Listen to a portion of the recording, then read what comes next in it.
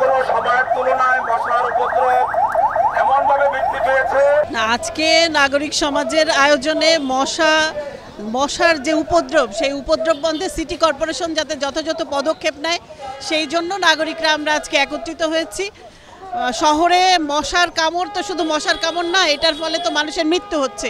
Dengue ভয়াবহ আকার ধারণ করেছে, বিভিন্ন রকমের জ্বর আসছে, মানুষের অজানা রোগে আক্রান্ত হচ্ছে।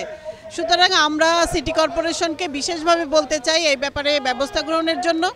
এর আগেও কর্মসূচি করার পরে কিছু ওষুধ দেওয়া হয়েছিল, কিন্তু পরবর্তীতে সেইটা আর কিন্তু কন্টিনিউ হচ্ছে না। আরেকটা হলো বর্জ্য ব্যবস্থাপনার বিষয়টা আমাদের বিশেষভাবে গুরুত্ব দেওয়া দরকার।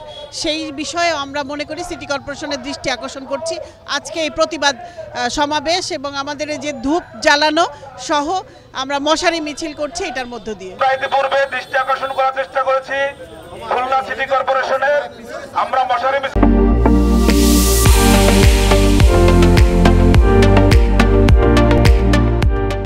আমরা ধূপ জ্বালিয়ে, কয়েল জ্বালিয়ে, মশা মারার ব্যাট এবং মশারি নিয়ে আজকের এই প্রতিবাদ কর্মসূচি করছি একটাই মাত্র কারণে, সেটা হচ্ছে মশার উপদ্রব অসহনীয় পর্যায়ে, কোনোভাবে এটি নিয়ন্ত্রণে আনা সম্ভব হচ্ছে না। খুলনা সিটি কর্পোরেশনের ব্যাপারে দায়িত্বহীনতার পরিচয় দিয়েছে। সুতরাং অনতিবিলম্বে এই মশার উপদ্রব বন্ধে বর্জ্য ব্যবস্থাপনা এবং ওষুধ ছিটানো সহ যাবতীয় যা প্রয়োজন পরিকল্পনা মাফিক যাতে ব্যবস্থা গ্রহণ করেন সিটি কর্পোরেশন কর্তৃপক্ষ, সেই জন্যই আজকের আমাদের আয়োজন।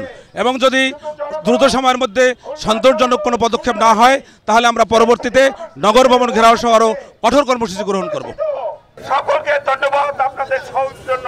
এই শহর আপনার আমার সবুজ জনগণের পরবর্তী প্রজন্মের, সুতরাং আমাদের দায়িত্ব হয়েছে এটাকে সামনে এগিয়ে যাওয়ার জন্য। খুলনা মহানগরীতে চালু করেছে, আমরা তখনই প্রতিবাদ করেছি, বিরোধিতা করেছি। বিবেচনায় রেখে এবং কোথায় তার বংশবিস্তার হয় সেগুলোকে চিহ্নিত করে একটা